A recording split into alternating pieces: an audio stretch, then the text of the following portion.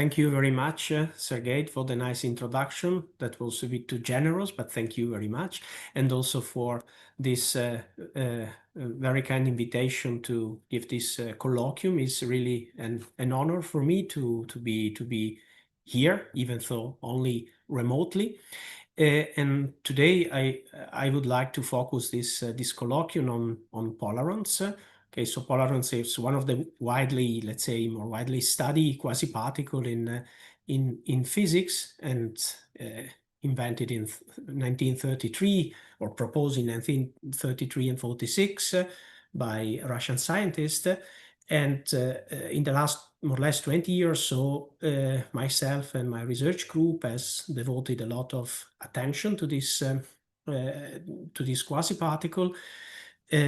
And the idea of today's talk is try to start with a little bit of basics of what a polaron is, based on the seminal works of Landau and Becker, and then progressively move to the most recent developments. And in particular, in the last 5 or 10 years, we have started to integrate, say, more standard technique to study polaron, namely density functional theory, but also diagrammatic Monte Carlo, with machine learning algorithm, with the idea to expand further our capability to predict polaron properties at larger scales and for realistic situation, and moving away from models.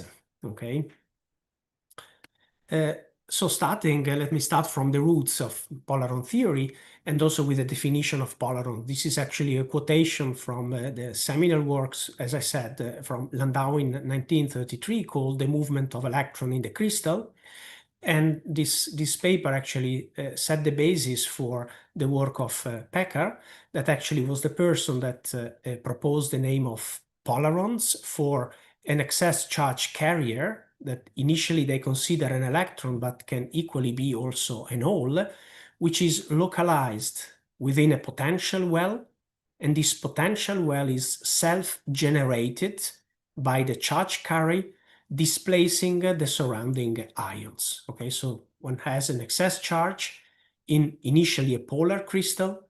This excess charge repel or attract surrounding ions. This causes a change in the dielectric properties and also local displacements field, creating a potential well which actually act as an attractor for this excess charge carrier. From that, let's say the usual name of self-trapped polaron, or self-trapped carriers that forms a polaron. So the initial theory that was developed by Landau and Picard was in a way simple, okay, but extremely powerful, and still nowadays is used as a model for more elaborated theory. And the theory is based on the idea of considering a single electron that is added to a polar insulator. Okay, so initially the concept of polaron was articulated and elaborated for polar insulator, but subsequently it became clear that polarity is not a requirement for generating or creating a polaron in a material. So the basic key assumption of this initial model are the following. So the electron-electron interaction was treated via the effective mass approximation, and then the electron-phonon interaction was described in a continuum model, so continuum electrostatic model. Okay, so you see quite drastic assumption, but despite this assumption, actually the model was successful in actually describing or being able to have a solution, a self-trap polaron. I would like to very briefly sketch the basic ingredients of this theory by Landau and Becker. So this is actually the total energy, the Landau-Becker total energy, the form of the total energy that is formed by, let's say, a kinetic energy term, where the psi is the wave function of this added electron or added charge. And the second term actually considered both the self-consistent electric field and also the electric displacement, so the displacements field caused by the additional charge. Okay, so this was in a way their energy functional. Then by inserting in this relation, by inverting, let's say, standard electrostatic relation in this form, so involving both ionic and electronic contribution also to the electric properties, they have inserted this quantity in this equation, and this leads to the so-called Landau-Pecker equation. Okay, Landau-Pecker equation that has a form, let's say, resemble in a way a Schrödinger-like equations. And where this lambda actually has also in variational approaches as the one proposed by Landau and Pecker, plays the role of an external constraints that guarantee the normalization of the wave function of the added electrons. So this was their starting point.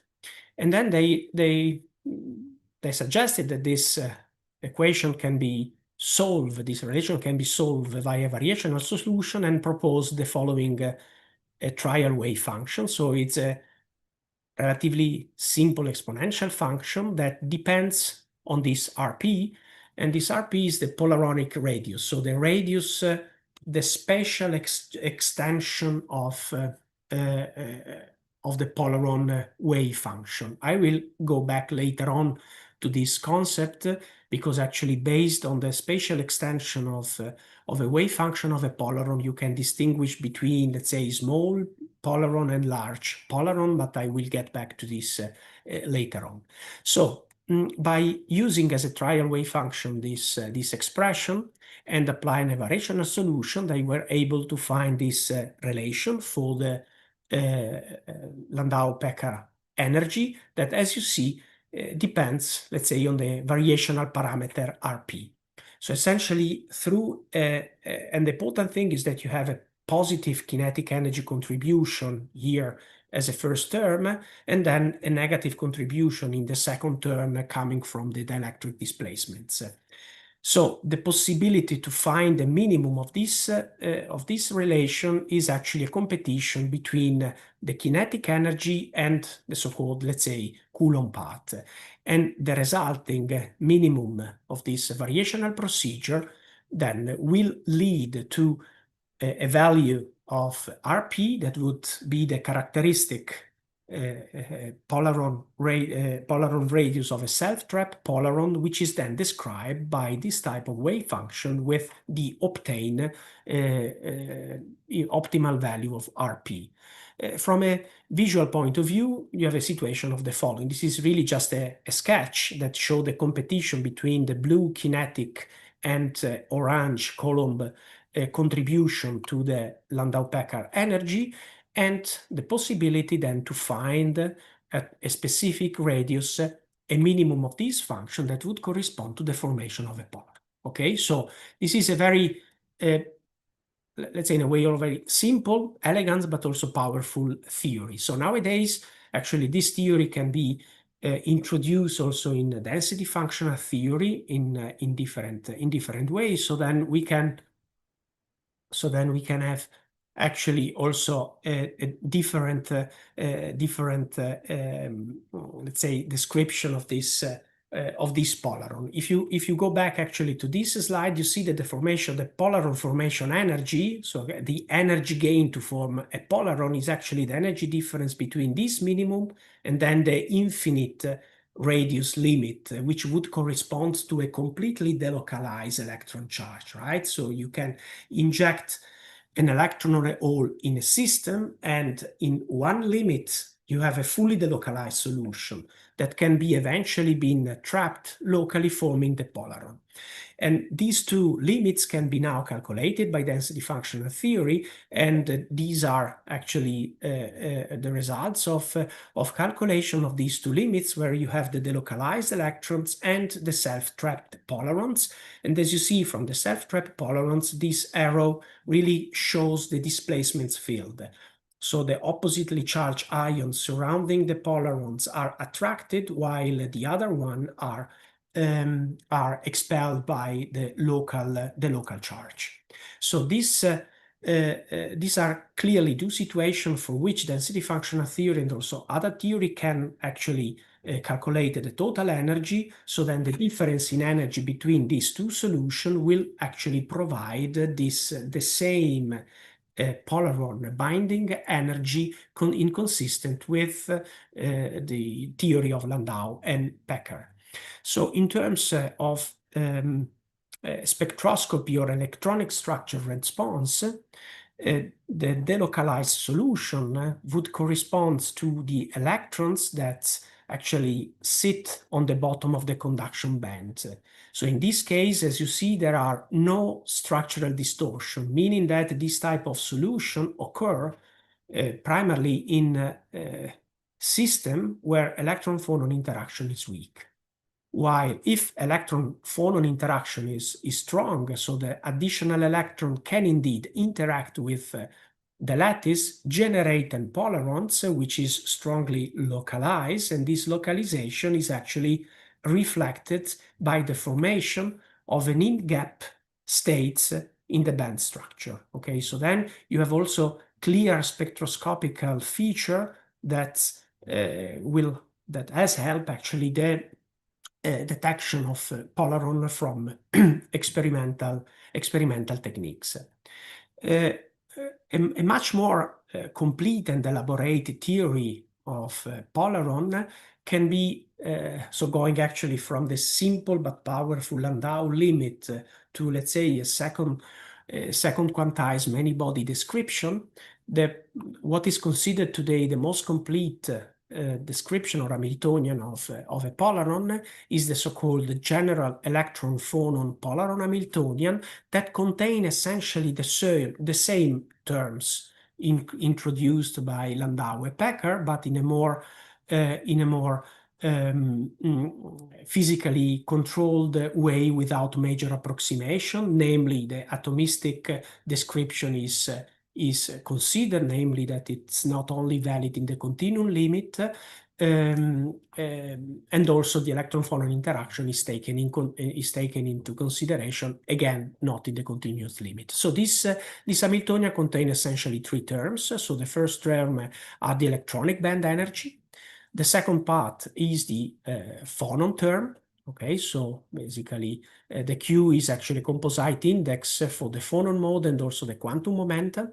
And B and C are the creation annihilation operator for phonons and for electrons. Finally is the most important term. This is the coupling term that mix actually phonon and electron operator that are coupled through the electron-phonon coupling matrix elements, okay, that are actually the core quantity for the study of electron-phonon phenomena in general, and in the context of Polaron, particularly important actually to check which kind of phonons are active in the electron-phonon interaction that generate the formation of Polarons.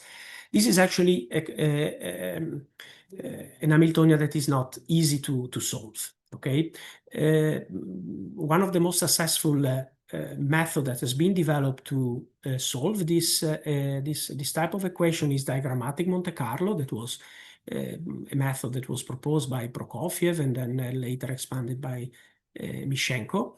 That actually we have also started to develop in our research group and use in the last 10 years to explore Polaron properties from the many-body perspective.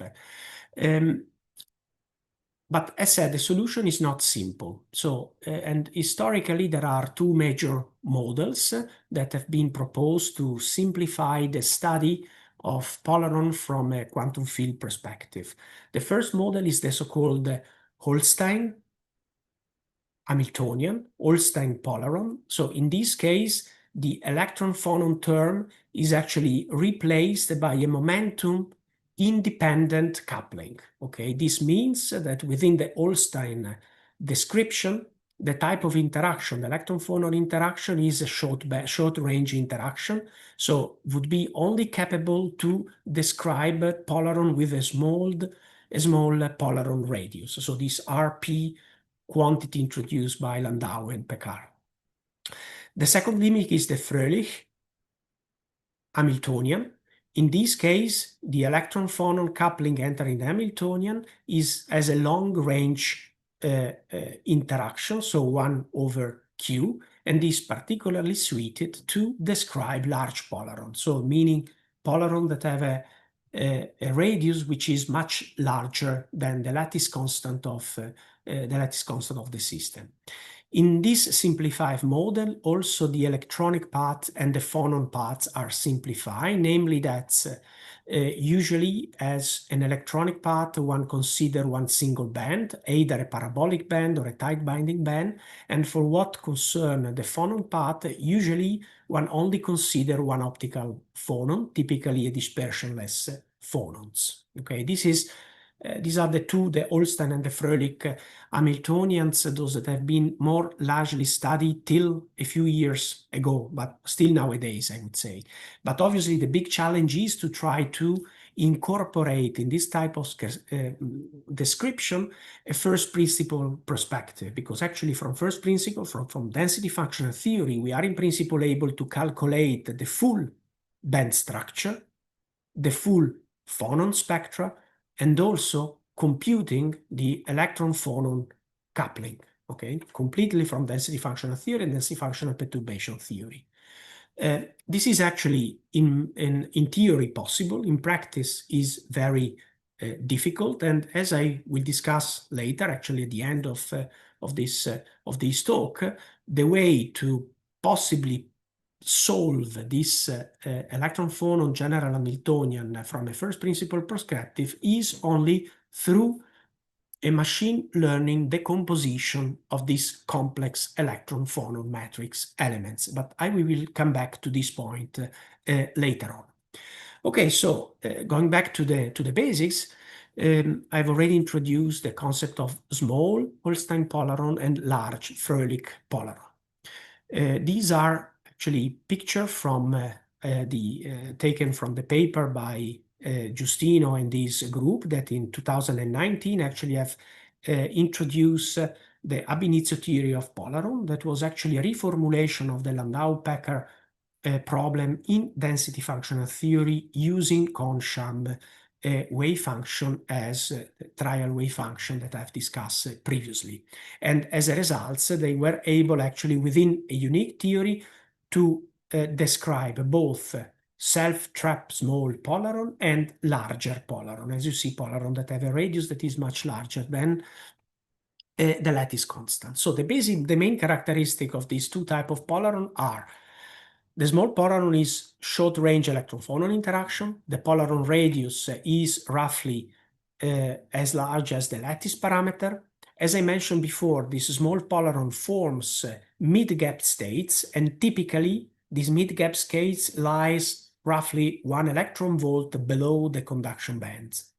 Importantly, this small polaron actually can move in a incoherent motion that is phonon assisted, and this kind of motion can be activated through temperature, via temperature. So if you heat up a bit the system, then you can activate an hopping-like mobility, which is not large, is small, but still measurable, and it has an important characteristic, namely that the mobility, unlike free electron-like mobility, increase with temperature. Okay, so this is an important information. I will go back to this also later on. Large polaron, on the other side, looks more like almost free electron, okay, in the sense that they have a long-range electron-phonon interaction. The polaron radius is much larger than the lattice parameter. They still form new electronic states, but in this case, the electronic states are shallow states almost attached to the bottom of the conduction band, almost a free electron limit, like the delocalized limit that I've discussed previously. So they lie roughly at 10 milli-electron volt below the Fermi energy. And they actually have a free carrier mobility of 1 centimeter square on Newton seconds and undergo coherent motion with a mobility that, as expected, should decrease with temperature. Okay, so you have very distinct behavior between small and large polaron. And today I will mostly, we have studied actually both type of polaron, but I will focus more on small polaron properties today. So this is a table, this is hardly visible. Okay, so then I apologize for this big table, but this is taken from our recent review that I referenced before. This is just to show that the first Polaron theory, as said, was introduced in 1933 by Landau and then later by Picard. And actually all across the last century till 2019, that's where we have written this review, there were actually many new theories that have been developed for Polaron. So Polaron as one of the first quasi-particles that have been introduced in condensed matter has actually been the test bed for many theories. Okay, so variational Feynman, dynamical mean field theory, diagrammatic Monte Carlo, density functional theory, beyond the density functional theory, effective mass approximation, random phase approximation, many renormalization group theory. So essentially, virtually all possible theory of new theory have been testing on the Polaron problem. And just to go to a zoom on this table, I've just selected those theory that we have actually adopted in our research group to study Polarons. For what concerned the mobility, we relied on Marcus theory, based also on Emin-Holst and Holstein-Mott theory. As I said, diagrammatic Monte Carlo. And then we have also, as I will show later, also extensively use first principle molecular dynamics, okay? Because first principle molecular dynamics for small polarons allows to describe polaron hopping, right? Small polaron hopping. You can take your system, one can form and generate a small polaron, increase the temperature in your molecular dynamic simulation and observe whether the polaron start moving through an hopping mobility regime or not.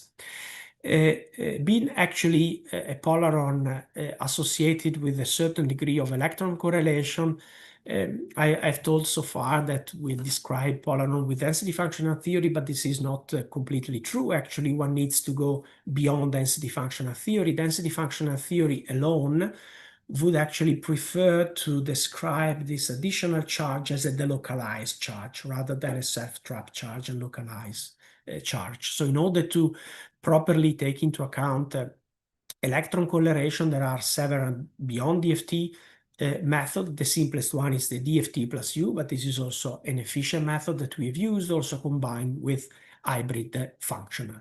And I mentioned here again the ab initio theory of polaron that I mentioned in the previous slides.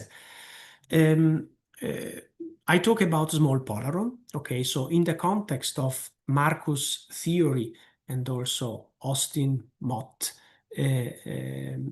theory, the process through which a polaron hop from one side to the other can be described by this type of diagram. Okay, so let's first see the pictorial view of the hopping process. So in the time one, let's say initially the polarons sit in one site, let's call it site one, and then after a certain period of time, it can hop in the nearby site 2. And there will be in the mid of the pathway of the trajectory between site 1 and site 2, an intermediate situation, a transition state situation where the polaron is actually slightly delocalized and shared between the transition metals on one side and the other sides.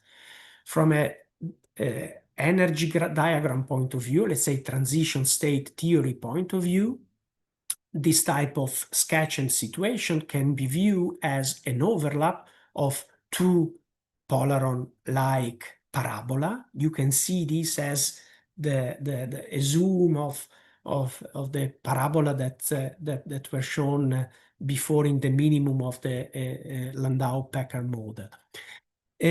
So in order to go from site 1 to site 2, the polarons, or the additional electron or charge, needs to hop from one side to the other sides and overtaking a certain energy barrier. Through this process, obviously, so the polaron is not just a free electron, so electron-phonon interaction will always be present, so the electron or whole motion is always accompanied by an almost instantaneous rearrangement of the phonon displacement field. And there could be actually two types of hopping. Okay, there is an hopping that is associated with a smaller energy barrier, which is typically characterized as adiabatic motion, which happens when there is a certain degrees of overlap between the, let's say, the matrix elements of the initial states and the final states. But more rarely, there could be also non-adiabatic, or let's say diabatic process that are associated with an hopping with a larger energy barrier, which is often, I will go back later on to this, associated with delocalization, excitation of the polaron to the conduction band and retrapping in the nearby sides. Okay, so this is another piece of theory that is routinely used in density functional theory to describe small polaron hopping. So this is not just a question of theory. There are also many experiments. I will not review many experiments today, but I want to mention that polaron has been investigated also largely using experimental technique. And going back to the dichotomy between Holstein and Fröhlich's polarons, these are two characteristic experiments that show the experimental measurements of polaronic fingerprint. For the Holstein polaron, these are photoemission data for reduced rutile TiO2. So this is a TiO2 surface with oxygen vacancies. The reduction of TiO2, so the extraction of an oxygen vacancies, actually has the effect of inducing electron doping in the system, and this electron can be self-trapped in the titanium sites and generating the mid-gap states I've mentioned before, localize 1 electron volt below the conduction bands, okay? And this is also type of, so this is photoemissions, but for example, there are also ARPES, equally other spectroscopy technique that can be used to detect this kind of mid-gap polaronic peak.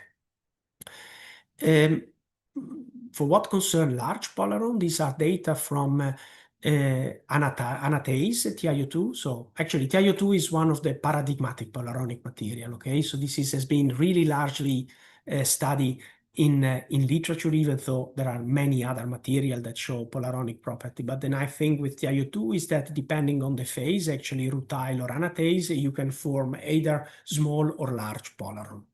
If you end up anatase, and these are energy distribution curve, you show actually this energy distribution corresponding to this Fröhlich-like polaron states that are below, let's say, a few tenths of milli-electron volts below the Fermi energy. In the same paper that was published not much ago, I did more than 10 years ago, by a group at the EPFL. They've also ARPES data showing the shallow Fröhlich polaron, that probably this was the first actually ARPES measurements of Fröhlich-like polaron. Okay, so I have talked about basics theory, experiments, but actually the interest of polarons goes beyond textbooks and go beyond fundamental interest in quantum field theory of the condensed matter, but polarons also play really a major role in many applications. Okay, I've just selected 3 of those. One is catalysis.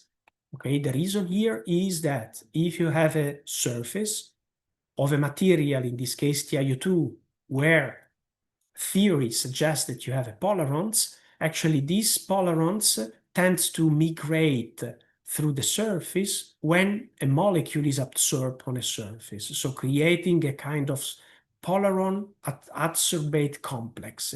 And this is actually the initial stage of any type of catalytic reaction.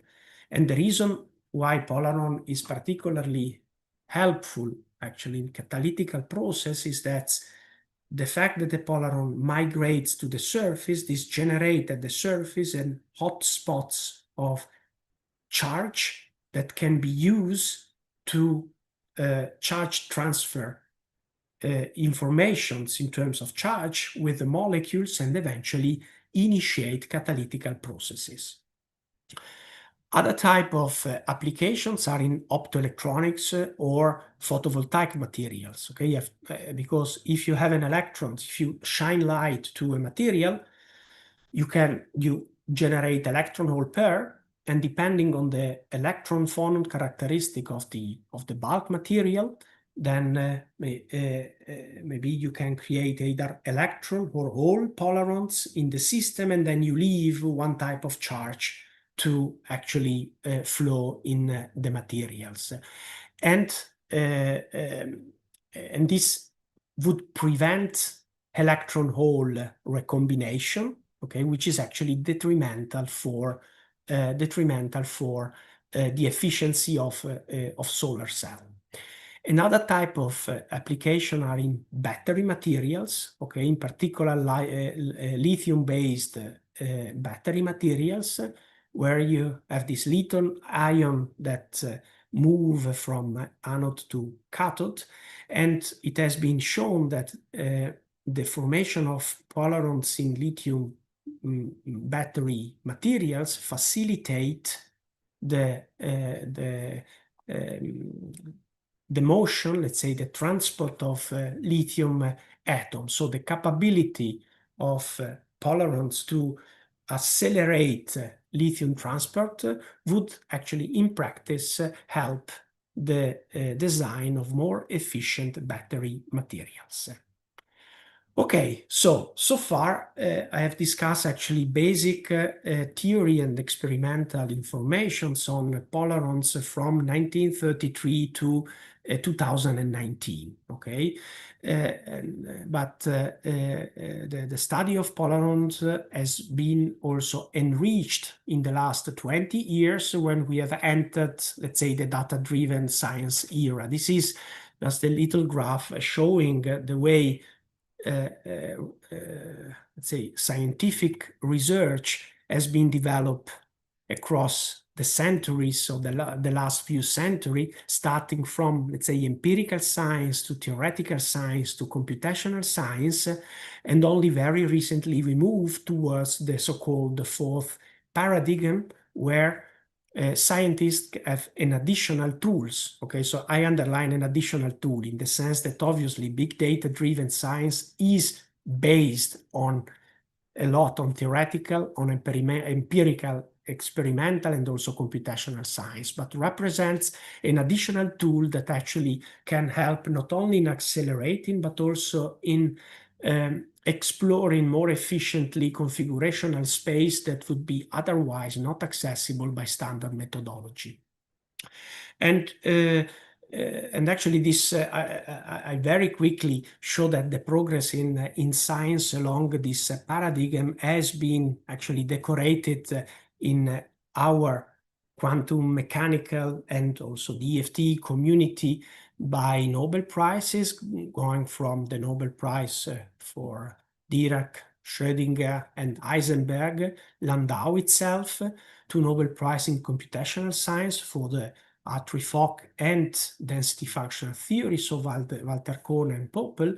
And as you know, very recently, there have been awarded 2 Nobel Prizes in chemistry and in physics in 2024 for machine learning, okay? And this has actually boosted a lot of efforts in the theoretical and computational community to integrate machine learning algorithm in otherwise classical and standard methodology and algorithm. And that's where actually our activity also was driven more or less 6 or 7 years ago.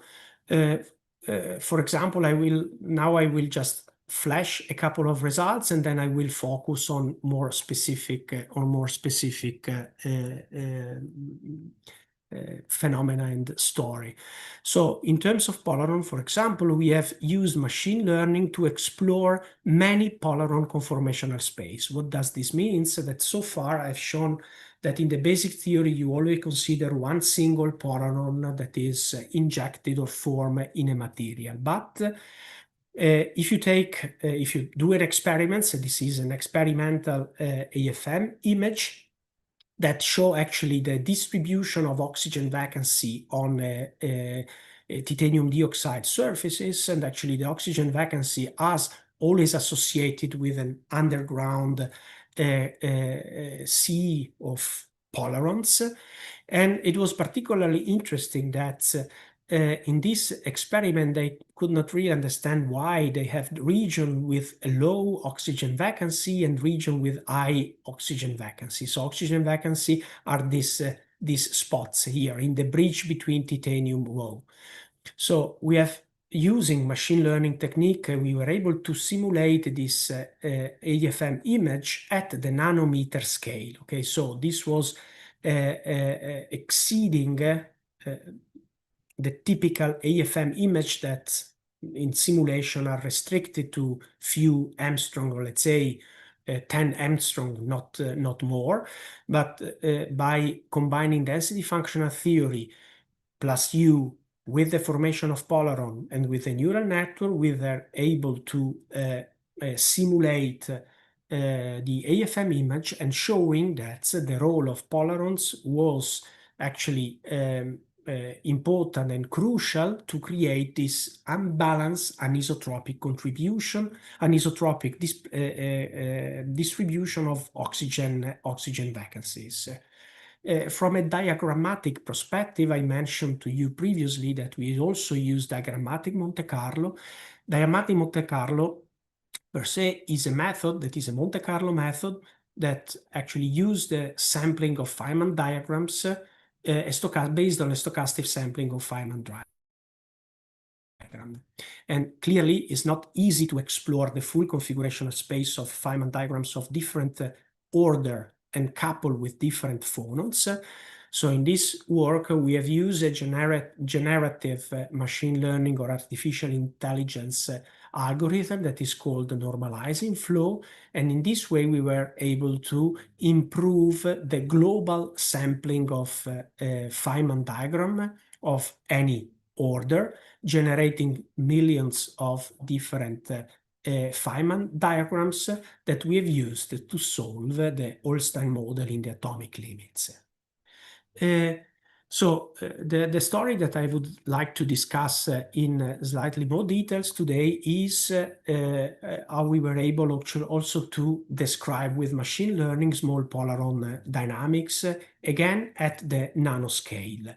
And finally, I would like also to conclude by mentioning the machine learning compression of electron-phonon interaction. Okay, so after this introduction, I see already that I've already used a major part of my minutes, but let's see how long I can discuss. The idea was now to dig a little bit in slightly more detail, but still at the colloquium level, to stories on the role of Polarons using non-AI based technique to show more elaborated effect of Polarons in materials. So in this paper, we have shown that the Polaron mediate the insulator to metal to superconducting transitions in this potassium dope bismuth perovskites. And in this other paper, we show that on the other sky, in another material, in the spin orbit coupled Jahn-Teller double perovskite of osmium, the role of Polaron is exactly the opposite. Instead of inducing an insulator metal transition, actually it blocks a MOT insulator metal transition and leave the system in the insulating states. And finally, the second part is more AI story, so I would like to discuss slightly in more details what I've already anticipated, namely the machine learning Polaron dynamics at the nanoscale. And these are the methods that we use. We use the Vienna-Benito simulation package, numerical solution of the Schrödinger equation with the density functional theory, diagrammatic Monte Carlo, where we show the electron phonon quantum field Hamiltonian, and then we have also developed a code that is called Leopold Learning of Polaron Dynamics, that is based on equivariant graph neural network with which we calculate the Polaron mobility. I should also acknowledge the people that are working with me in all this, and for the work that I will show today. Lorenzo Celiberti work on the double perovskite, Victor Brzezinski, Michele Reticcioli, and Luca Leoni has contributed a lot on the machine learning paths. We have extensively worked with experiments in Bologna, the Brown University, in Parma, in Ohio, in Vienna, and also in Prague. So NMR, MUSR, STM, and AFM experiments, and also sample preparation, and also a few other theory collaboration, Leonid Porosky, and a few others in Vienna, in Italy, and also in China. So let me discuss briefly this Polaron-mediated insulator metal transition in barium bismuthates. Okay, maybe some of you know that this system became famous during the ITC era, okay, because this was an electron phonon high temperature superconductor with a 30 Kelvin. And the characteristic of this compound is that in the non-dope case, it is a multivalent compound, namely bismuth possess two different oxidation states or valence states, a 3+ and 5+. And the superconductivity was induced by substituting barium with potassium, which effectively means all doping.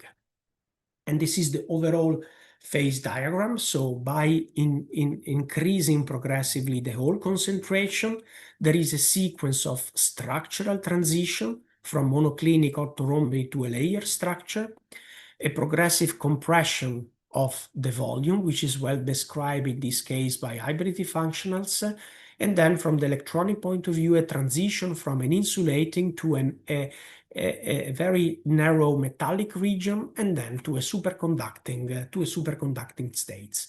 So we have studied this system using density functional theory plus U, and these are the basic density of states and band structure of the undoped case.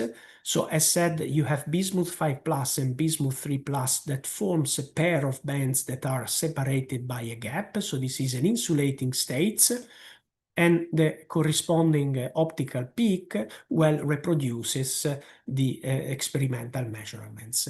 Once that's one starts doping the system by replacing barium with potassium, this is a concentration of 0.125. The consequence is that the system remains insulating, but there is the appearance of a new gap, a new states in the gap associated with a flat band, which, as we have learned from what I said before, this is clearly a fingerprint of Polaron formations. And indeed, in the excitation spectra, you see an additional peak, which is also seen in experiments. Okay, in experiment with compared to this, you see that you have two peaks. Actually, the separation in our case is underestimated with respect to experiments, but the qualitative features are there. By increasing further the whole doping, you reach a situation in which the gap is almost closed, and you have an additional formation of other states in the gap, okay, which are more dispersed because these Polaron-like states start to interact each other, and also the optical spectra become broadened and broadened, which is a clear indication of an insulator to metal transition through Hall doping that is mediated by, in this case, by Polarons that are located in the bismuth sites, and the surrounding oxygen octaedra is breathing out. From a structural point of view, the undoped case is a charge density wave insulator, where this is a cut of the octaedra, where the oxygen breathe in and breathe out from nearby 3 plus and 5 plus bismuth, and by progressively increasing the whole doping concentration, the Polaron-phonon field interact with the charge density wave phonon field and progressively destroy this regular pattern, initially locally and then globally. Okay, so then this insulator to metal transition is also associated with a change in the electron phonon interaction. We have actually, so in this situation, Polaron formation is completely suppressed because there are no rooms for additional distortion, but electron phonon coupling is not dead. It's just manifests itself in a different way in order to see the manifestation of the electron phonon interaction that for lower doping cause a Polaron formation. We've calculated the Eliashberg function.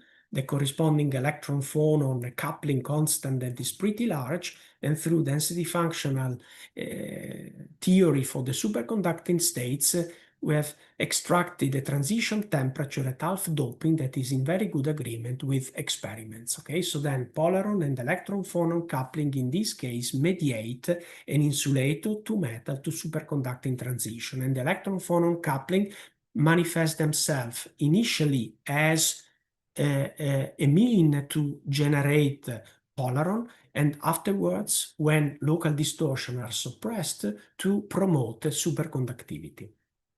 So the second story is exactly the opposite. Okay, so in this case, we have a double perovskites which is strongly spin orbit coupled.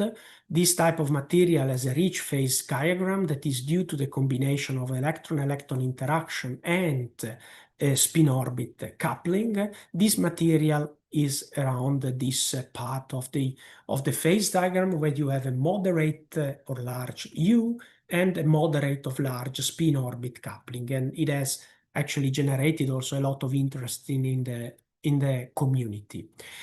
Also in this case, we have studied the doping of this, the electron doping of this system through chemical substitution.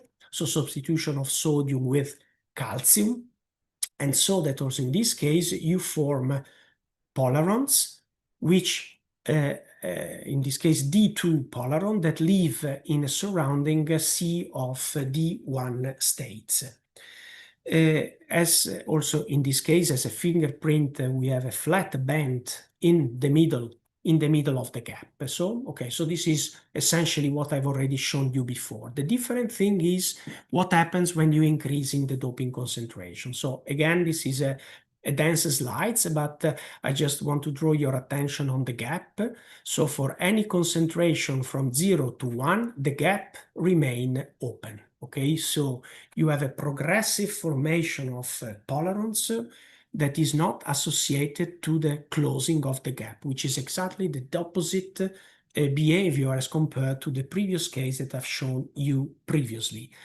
This is also shown here, okay, in a more schematic way. This is the whole concentration, and this is the number of bipolarons. So by increasing the doping, you increase the number of polarons, but the gap remains always open and of about half a milli-electron volts. In order to verify this, so the presence of bipolaron, our colleague have performed NMR experiments and found a peak that is associated with charge excitations at any doping but zero doping.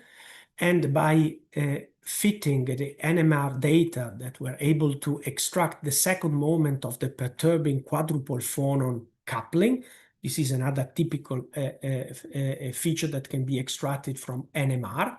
And we have modeled and we have this second moment formula using the perturbing phonon fields across a different doping, and the resulting experiments and DFT comparison is given here that shows a pretty nice agreement between theory and experiments. Again, the density functional theory has fitted this data by introducing as a key variable the variation of the Polaron-phonon field, which is therefore the main cause of these charge states. Okay. I told that this is a phonon field, Polaron-phonon field. This is not completely true in the sense that this system is Jahn-Teller active. So in the previous example, I've shown you that the Polaron-phonon field interact with the charge density wave field and induces a closing of a gap. In this case, the Polaron-phonon field interact with the Jahn-Teller field. In particular, there are these three Jahn-Teller modes that are active at zero doping, and the combined Polaron and Jahn-Teller phonon fields is modified through by increasing the Polaron concentration, so the all doping. And the interesting question that we wanted to answer is whether spin-orbit coupling favor or disfavor Polaron formation. This is shown in this graph. So this is the Polaron binding energy, so the minimum of the Landau-Pecker energy with respect to the spin-orbit coupling. Zero spin-orbit coupling and full spin-orbit coupling. By switching on spin-orbit coupling, actually, the Polaron binding energy increases, okay? So it becomes less favorable. And the reason for this is that actually among these three Jahn-Teller field, the only one that is sensitive to spin-orbit coupling is actually Q3, okay, this one, with changes and actually is reduced as a function of the spin-orbit coupling, as it is shown also here. Okay, so this means that the disfavor of Polaron formation due to spin-orbit coupling in this case is caused by the effect of the spin-orbit coupling on the Q3 Jahn-Teller mode. These are the results of density functional theory, but we were very happy that these numerical results were in agreement with the work published by Strestov and Komsky in these two papers, 2020 and 2022, that found a similar behavior through their in-depth analytical studies. And this also gives me actually the opportunity to acknowledge also the great work of Daniel Komsky, and I'm particularly also happy that his legacy, his scientific legacy, will continue to actually flourish in our community and in condensed matter theory, also thanks to new scholars and new pupils that are bringing forward his legacy. Okay, so at this point, I don't know if I still have time to continue with that. I think probably not much. Sergey, should I continue or should I stop? Oh, maybe like we still have about 10 minutes. Okay, great. I'm okay with Okay, so because this brings me to the second part, the final part, actually, the third part of this talk, where I would like to discuss how we integrate machine learning in Polaron studies and how we can describe by first principle small Polaron dynamic at the nanoseconds. I've already shown before this schematic hopping between the difference between adiabatic and non-adiabatic. And this is the results of a density functional theory that should be compared with the schematic graphs that I've shown you before. At time 1, the Polaron is localized as site 1. In the final time, the Polaron is localized in the final states, and then you have in a transition states where the Polaron is shared between the two states. Okay, and this is the type of hopping process that we want to describe. So the state of the art to describe this kind of process is ab initio molecular dynamics. Okay, so you start from an initial situation, for example, this one where you have one Polaron here and one Polaron here. Okay, and then you can project these two Polaron here. So this is the time 0 where you have two Polarons. into specific sites. So this graph here shows, this axis shows the Polaron position, and then you let the system evolve in time. And at one point you see some hopping event, a Polaron that changed position from here to here, or for example, here it goes from here to here, meaning that it's jumping from the subsurface to the surface sites. So this is ab initio molecular dynamics. It is very expensive. It can run, let's say, a few picoseconds, and you can accumulate a little bit of statistic, but not much. So this kind of statistic is not sufficient to then collect sufficient data to extract actually reliable mobility. So then the idea so the question that we ask ourselves is whether we can improve ab initio Polaron dynamics by using machine learning interatomic potential. So there are a few slides on more technical slides on machine learning interatomic potential, considering that I have only a few minutes left. Maybe I skip the technical details, okay? But let's say this is the infrastructure that we use. As an input of our neural network, we have let's say, local descriptor for each species in our material, and we have added a so-called charge state encoding for each atom in the system, okay, namely 0 if there is no Polaron and 1 if there is one Polaron. The neural network is fed with this information, and as an output, the neural network will give us the energy through which we can calculate the forces and evolve the system with the Newton equation of motions. And at the same time, we have a second output that tells us about the local magnetization that will serve to update the charge state encoding that will tell us whether when the Polaron hop from one side to another side. Based on this infrastructure, we were indeed able to improve ab initio molecular dynamics. As I told you before, ab initio molecular dynamics is limited to few picoseconds. More specifically, we were able to, at that time, to run 3 picoseconds per day. And in 3 picoseconds, we were able to collect 20 hopping events. As said, not much statistic. With the new machine learning interatomic potential infrastructure, now we can run for 10 nanoseconds per day and collecting 10,000 hopping events. So this is an extremely increased statistic, which allowed us actually to describe many different types of these intersection jumps with a good parity plot, and most importantly, to calculate mobility. Okay, so we have calculated Polaron mobility at different temperature for different kinds of situation. All Polaron in FGO, electron Polaron in titanium dioxide, and electron Polaron in titanium dioxide with fluorine. So these are all situations of Polarons materials that have been also investigated experimentally.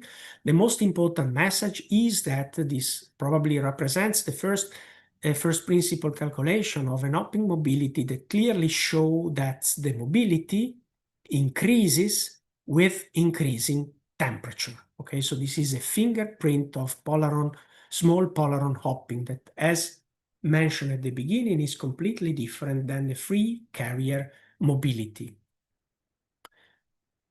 And from the experimental point of view, our data are in relatively good agreement with experiment, even though it's very difficult to calculate, to measure mobility for this type. So you see that there is a 3 order of magnitude, the variation of the mobility experimentally measured. But an important information that we have extracted that is in agreement with experiment is that the mobility is anisotropic. So we find that the mobility is preferentially flowing along this 0-1-1 direction, and experimentally they see exactly the same. This is the resistivity, okay, so then it's exactly the opposite. So you have an high resistivity in the perpendicular direction. So again, also the possibility to describe Polaron with machine learning has allowed to interpret more in-depth experimental measurements. let me conclude now, going back to what I said initially. Okay, if you remember initially, I said that besides density functional theory, also diagrammatic Monte Carlo is a very efficient method to describe Polaron properties. And this paper that appeared a few months ago from the group of Bernardi, they were able actually to develop a full first principle diagrammatic Monte Carlo, and were able also to calculate the Polaron mobility for the same material that we have calculated. Our data are here based on density functional theory, so a completely different approach. So the two approaches were very similar, provide very similar results, and again within the experimental range of variation. Why they were able to do that? Because diagrammatic Monte Carlo is very time consuming, and the very time consuming comes from the treatment of the electron phonon coupling that I've already introduced before. Okay, so explicitly the electron phonon coupling has this expression that essentially gives you the probability amplitude that an electron in a certain states, n and k, can scatter in another states, m and k plus u, by emitting or absorbing a phonons with a certain energy and associated with the polarization vector. Now, this object is huge, okay? So you have millions of billions of entries. So it would be virtually impossible to do a diagrammatic Monte Carlo sampling of this process, because this means that each second you have to generate millions of electron phonon coupling. What Bernardi group did was proposing a dimensionality reduction of this matrix. Okay, so how does this dimensionality reduction works? They use a relatively simple algorithm that is called a single value decomposition. This is a technique from computer vision, and since this is from computer vision, I just show how it works in practice with a picture. So if you have a real picture, the original image, so this can be interpreted as a matrix, then you can compress, and you see that a 95 compression, so namely you just threw away 95% of information from this picture and only take 5% of the dominant full rank, you still can recognize very well the informations. Also with a 97% compression, just a 2% and 1%, maybe you start losing information. So they have applied exactly the same method to the electron phonon matrix, okay? And this was actually what they found is that with 2% of the data, that they were able to obtain an error of 1%, okay? So they have thrown away 98% of the electron phonon matrix because the 2% was sufficient to have, let's say, a decent image. And this reduction has allowed to apply and to run a diagrammatic Monte Carlo calculation. We were inspired by this work, and now, but I will conclude here, we are actually proposing a new method that is not just a singular value decomposition, but considering that the electron phonon coupling is a tensor, we are now trying to decompose and compress this complex matrix that lives actually in the 5-dimensional space. Here is 3-dimensional, but it's a 5-dimensional space using a so-called Tucker algorithm.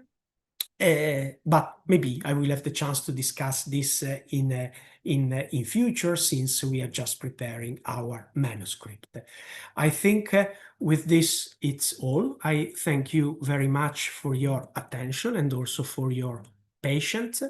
I have actually discussed some role of after an introduction of historical introduction of Polarons. I've shown you the role of Polarons in electronic transitions, and then I've shown you how machine learning and artificial intelligence algorithm can help us to push the prediction of Polaron properties at the nanoscale, so nanometer and nanosecond in density functional theory, and briefly mention that that compression of the complex electron phonon matrix can lead to a full many-body quantum field theorem, a treatment of Polaron through diagrammatic Monte Carlo.